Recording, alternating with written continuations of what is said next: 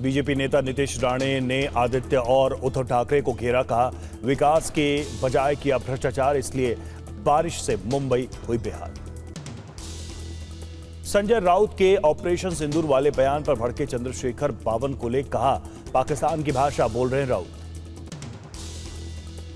मीठी नदी सिल्ट घोटाला मामले में पुलिस कमिश्नर से मिले बीजेपी विधायक, घोटाले में शामिल लोगों को गिरफ्तार करने की मांग। मथुरा के श्री बांके बिहारी मंदिर में ट्रस्ट बनाने का विरोध, अखिलेश यादव ने कहा प्रबंधन के बहाने कब्जे की कोशिश।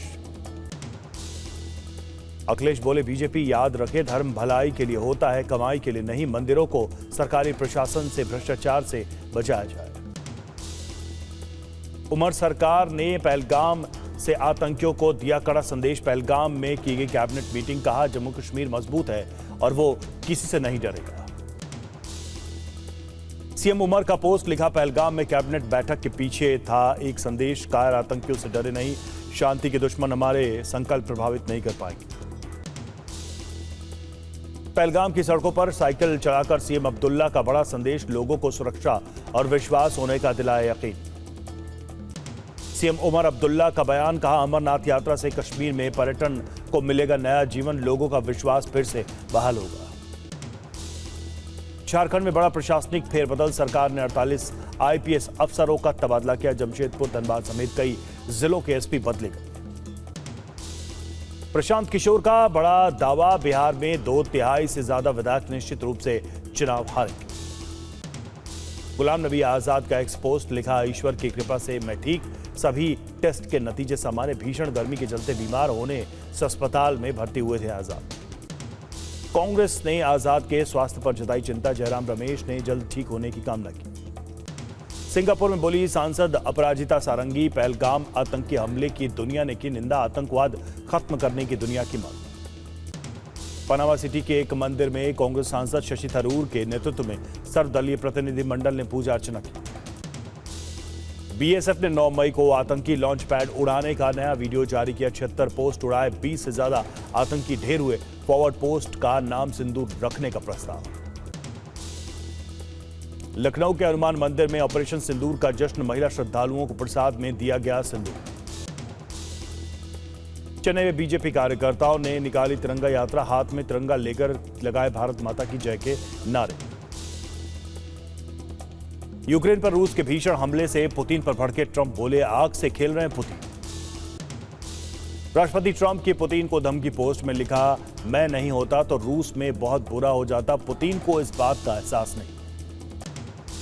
रूसी सैन्य ठिकानों पर यूक्रेन ने की एयर स्ट्राइक, यूक्रेन ने Su-27 से रूसी काफिले पर हमला किया, यूक्रेनी हमले में आर्मर्ड व्हीकल तबाह। पूर्वी रूस के अमूर में जोरदार धमाका, रूसी सेना के गोला बारूद डिपो में आग। यूक्रेन के सेरेब्रिंका में रूस ने जोरदार ड्रोन हमला किया, रूस ने कैमिकाजी ड्रोन से यूक्रेन को तबाह किया। रूसी सेना ने दक्षिणी डोनेस्क में यूक्रेनी कमांड पोस्ट पर विध्वंसक हमला किया, रूस ने टॉर M2 मिसाइल से यूक्रेनी पोस्ट को तबाह किया। डोनेस्क में एक और यूक्रेनी पोस्ट पर रूस ने जोरदार बारूदी प्रहार किया, रूस के हमले में 2 यूक्रेनी पोस्ट ध्वस्त हो गई। यूक्रेनी सेना ने रूस की राजधानी मॉस्को पर फिर से ड्रोन से हमले की कोशिश की है, रूसी सेना ने 12 यूक्रेनी कामिकाज़ी ड्रोन को मार गिराया। रूसी हमले के बाद राष्ट्रपति ज़ेलेंस्की ने कहा, रूसी हमलों का जवाब देने के लिए लंबी दूरी के मिसाइल का प्रोडक्शन बढ़ाना होगा। यूक्रेनी सेना ने कुर्स्क में रूसी सैन्य पोस्ट पर हवाई हमला किया है, यूक्रेन ने ड्रोन के जरिए रूस पोस्ट पर बमबारी की।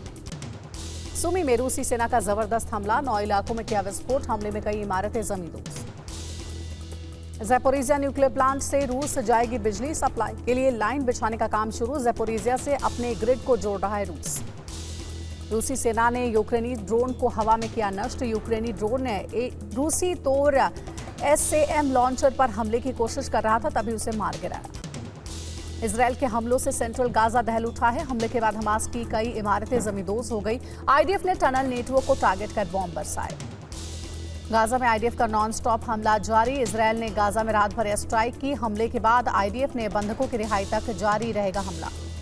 इजरायली एयरफोर्स ने गाजा में हवाई हमला किया। आईडीएफ ने हमास के ठिकाने पर बारूदी बौछार के इजरायली हमले में इमारत तबाह हो गई। इजरायली सेना ने गाजा में शांति शरणार्थी कैंप पर बमबारी की है। आईडीएफ ने हमास को टारगेट करते हुए हमला किया। हमले में कई लोग घायल हो गए। इक्वाडोर में भीषण सड़क हादसा, ट्रैफिक सिग्नल पार करने पर आपस में भिड़ी दो कारें। ट्रंप प्रशासन का बड़ा फैसला, अमेरिका ने विदेशी छात्रों के वीजा इंटरव्यू पर लगाई रोक। छात्रों की सोशल मीडिया प्रोफाइल की जांच पर विचार।